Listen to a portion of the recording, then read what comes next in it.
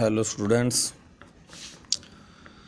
आज हम एक नए अध्याय की शुरुआत करने जा रहे हैं जिस अध्याय का नाम है आपका बंधुत्व, जाति तथा वर्ग। बंधुत्व जो होता है वो भाईचारे को कहा जाता है और इस लेसन में लगभग 600 शताब्दी ईसा पूर्व से और 600 शताब्दी या 600 ईस्वी तक का वर्णन जो है वो देखने को मिलता है। अगर मैं बात करता हूँ बंधुत्व की, तो बंधुत्व आपका भाईचारा है।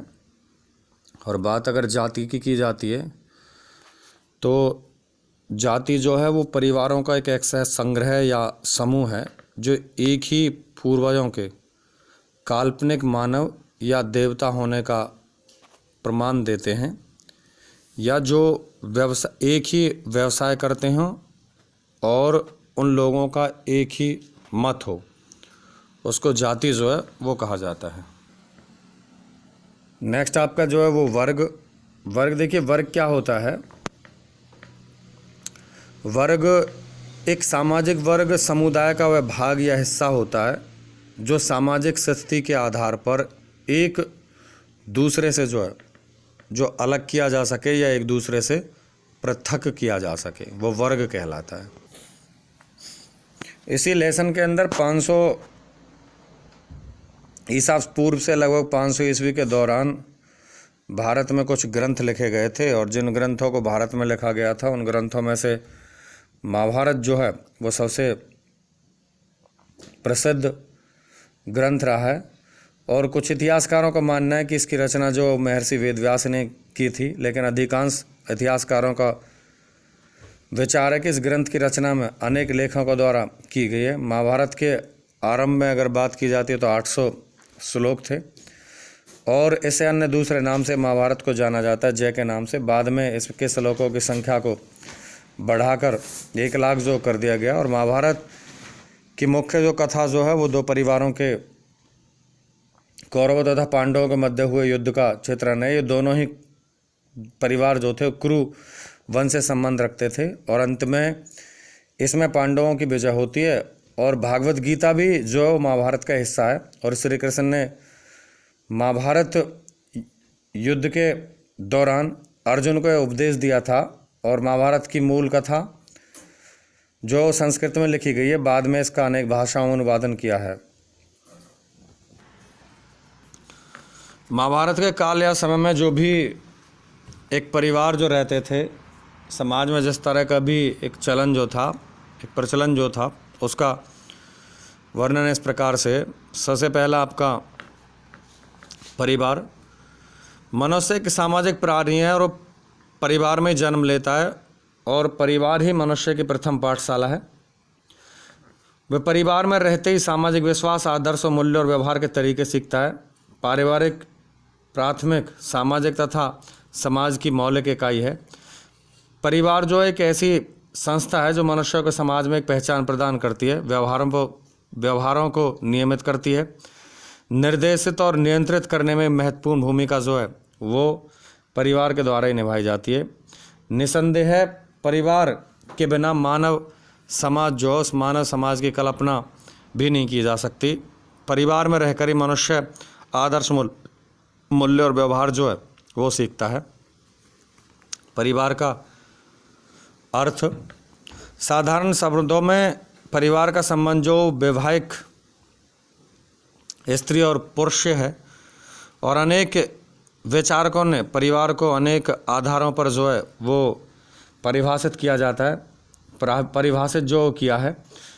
अगर मैं बात करूं किंग्सले डेविड्स, तो किंग्सले डेविड्स जो था उसने परिवार के बारे में परिभाषा दी है कि परिवार ऐसे व्यक्तियों का समूह है जिसके एक दूसरे के प्रति संबंध जो है वो संयोजकता पर आधारित होते हैं, और एक दूसरे से जो संबंध जो है वो रक्त संबंधी संबंध होते हैं। ये परिवार की परिभाषा जो है किंग्सले डेविस के द्वारा दी गई है। परिवार के प्रकार, परिवार अनेक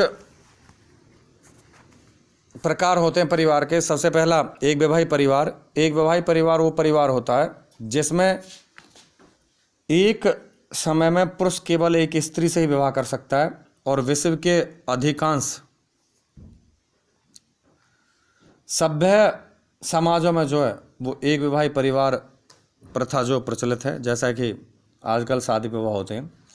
दूसरा, बहुपति विवाह परिवार। ऐसे परिवार में एक समय में केवल एक स्त्री अनेक पति अर्थात दो या दो से अधिक जो उसके पति हो सकते हैं। बहुपत्नी विवाह में यहाँ बहु पत्नी के आगे, यहाँ बहुपति के आगे, तो यहाँ पतियों की संख्या जो थी वो ज़्यादा थी, मतलब एक से अधिक, और यहाँ पत्नियों की संख्या जो है वो एक से अधिक होती है, जैसे मुसलमान समाजों में किया जाता है। रक्त संबंधी परिवार। रक्त संबंधी परिवार जो वो परिवार होते हैं जिन परिवारों में विवाह संबंध जो है वो रक्त संबंधियों में स्थापित किए जाते हैं, अर्थात विवाह का संबंध जो निकटतम संबंधियों के साथ जो है वो किया जाता है। और इसमें जैसे आपका चचेरे, ममेरे, फुफेरे, भाई बहन जो वो होते हैं। नेक्स्ट आपका पितृवंशीय परिवार। ये वह परिवार होता है जिसमें वंश जो है वो पूर्वज पुरुष के नाम से चलता है और इस परिवार में वंश परंपरा जो है वो पिता के नाम से लगातार चलती आती है। मातृवंशीय परिवार में जो वंश जो माता के नाम से चलता है और इसमें वंश जो है वो स्त्री के नाम से चलता है। नवसथाई परिवार। नवसथाई परिवार वो परिवार होता है जब विवाह होता है तो विवाह के तुरंत पश्चात जो पति और पत्नी जो हैं उनके द्वारा माता पिता का घर छोड़कर किसी अन्य नए घर में रहना आरंभ कर दिया जाता है या अपना कोई नया निवास स्थान जो है वो बना लिया जाता है, वो नवस्थाई परिवार होता है। ग्रामीण परिवार। ग्रामीण परिवार वो परिवार होता है, ज़्यादातर इस प्रकार के परिवार जो गाँव में रहते हैं और ये कृषि पर आधारित परिवार होते हैं। नगरीय परिवार। नगरीय परिवार आकार में छोटा होता है और यह परिवार जो हैं वो किसी न किसी तरह से नगरों में जो है वो रहने के लिए प्राप्त होते हैं या मिलते हैं। उसके बाद संयुक्त परिवार। इन परिवारों में सदस्यों की संख्या जो अधिक होती है संयुक्त परिवारों में, और परिवार के बहुत सारे सदस्य जो हैं वो बहुत सारे सदस्य एक साथ इकट्ठा रहते हैं। वे सामान्य रसोई में भोजन बनाकर अपने परिवार के सदस्यों के साथ एक साथ इकट्ठा रहकर खाना खाते हैं। परिवार के सदस्य जो अपनी आय को साझा रखते हैं और तथा साझे रूप से एक दूसरे को सहयोग प्राप्त करते हैं।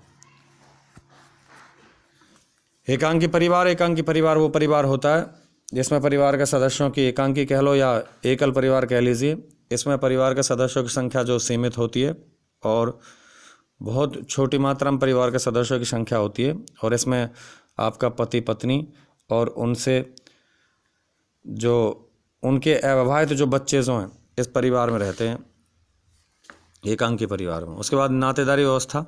देखिए, नातेदारी व्यवस्था सामाजिक उद्देश्य के लिए स्वीकृत वंश संबंधित है जो सामाजिक संबंधों के परस्पर संबंधों का एक आधार है। और नातेदारी जो व्यवस्था जो होती है वो नातेदारी व्यवस्था के दो नाते होते हैं, एक तो रक्तमूलक और एक विवाह मूलक नातेदारी। देखिए, रक्तमूलक जो नातेदारी होती है, इस रक्तमूलक नातेदारी व्यवस्था में जो संबंध जो होता है वो व्यक्तियों के बीच में आपस में रक्त का संबंध होता है, जैसे माता पिता, भाई बहन और चाचा आदि।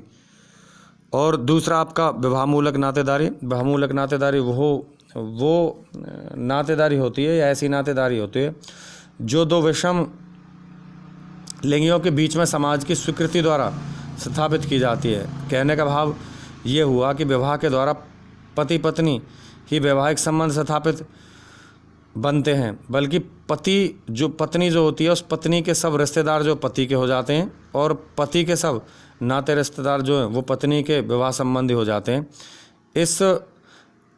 अतः विवाह द्वारा नातेदारी के लगभग 2 गुनी वृद्धि हो जाती है। और 2 गुनी वृद्धि इस तरह से होती है, इसमें जैसे विवाह मूलक नातेदारी में आपका सास हो गया, ससुर हो गया, जीजा, ननंद, साला, साली, बहनोई, बहू, देवर, ये आदि जो हैं वो विवाह मूलक नातेदारी के ही कारण है, उदाहरण है। नेक्स्ट आपका पितृवंशिकता व्यवस्था के आदर्श। देखिए, पितृवंशिकता का अर्थ जो है वो वह वंश परंपरा जो पिता से पुत्र, फिर पौत्र और फिर परपौत्र पर जो है वो चलती जाती है, चली जाती है। और इस प्रकार की परंपरा जो महाभारत की रचना से पहले भी प्रचलित थी। महाभारत ने इस आदर्श को अधिक सुदृढ़ या मजबूत बना दिया है। पितृवंशिकता में पिता की मृत्यु के पश्चात उसका ज्येष्ठ पुत्र ही राजगद्दी पर बैठ सकता था, सिंहासन प्राप्त कर सकता था या सिंहासन का उत्तराधिकारी होता था। और पितृवंशिकता में पिता की मृत्यु के पश्चात उसका बड़ा पुत्र ही उत्तराधिकारी बनेगा। यदि वह किसी राजा का पुत्र होता है तो वह सिंहासन का उत्तराधिकारी भी माना जाता है। लगभग 6ठी शताब्दी ईसा पूर्व में अधिकांश राजवंश जो है वो पितृवंश प्रणाली जो थी इसी के आदर्श थे या इसी के द्वारा चलाए जाते थे। उसके बाद विवाह देखिए प्राचीनतम सामाजिक संस्थाओं में से एक है और मानव सभ्यता के विकास में विवाह की उल्लेखनीय भूमिका रही है। और विवाह के जितने प्रकार जो होते हैं वो इस प्रकार से हैं। विवाह का अर्थ, विवाह जो स्त्री और पुरुष के पारिवारिक जीवन में प्रवेश करने की एक संस्था है। विवाह के अनेक प्रकार होते हैं। एक विवाही, इसमें एक विवाह जो व्यवस्था होती है इसमें एक समय में एक ही स्त्री से जो विवाह कराया जाता है। उसके बाद भ्रात बहुपति विवाह, इस प्रथा में सभी पति जो आपस में सगे भाई होते हैं, बच्चे का पिता जो वो सबसे बड़े भाई को समझा जाता है। गैर भ्रात बहुपति विवाह, इसमें स्त्री के सभी पति जो हैं वो सगे भाई नहीं होते बल्कि अलग अलग होते हैं और प्रत्येक स्त्री को प्रत्येक पति के पास कुछ समय तक जो वो रहना पड़ता है। बहुपत्नी विवाह, बहुपत्नी विवाह प्रणाली में प्रचलित प्राचीन काल में प्रचलित है। इसमें जैसे राजा और राज्य के अनेक बड़े बड़े सरदार या अधिकारी जो होते थे वो एक नहीं बल्कि अनेक पत्नियों को रखते थे। अंतर्विवाही, वह यह व्यक्ति की अपनी ही जाति में कराया जाता है और इसमें सामूहिकता का पूर्ण रूप से जो है वो ख्याल रखा जाता है। उसके बाद आपका बहिर्विवाह प्रणाली, इस प्रणाली में से भाव है कि गोत्र अथवा गांव से बाहर जो है विवाह संबंध स्थापित करना होता है। अनुलोम विवाह, देखिए यह हिंदू विवाह का नियम है और इसके अनुसार ऊंची जाति के पुरुष अपने से नीची जातियों की लड़कियों के साथ जो विवाह कर सकते हैं। प्रतिलोम विवाह, प्रतिलोम विवाह नीची जातियों के पुरुष जो हैं इस प्रतिलोम विवाह में ऊंची जातियों की स्त्रियों के साथ जो विवाह कर सकते हैं। तो इस तरह से इस लेसन की जो स्टार्टिंग में आपका परिवार और विवाह के जो प्रकारों को जो है वो समझाया गया, बतलाया गया है।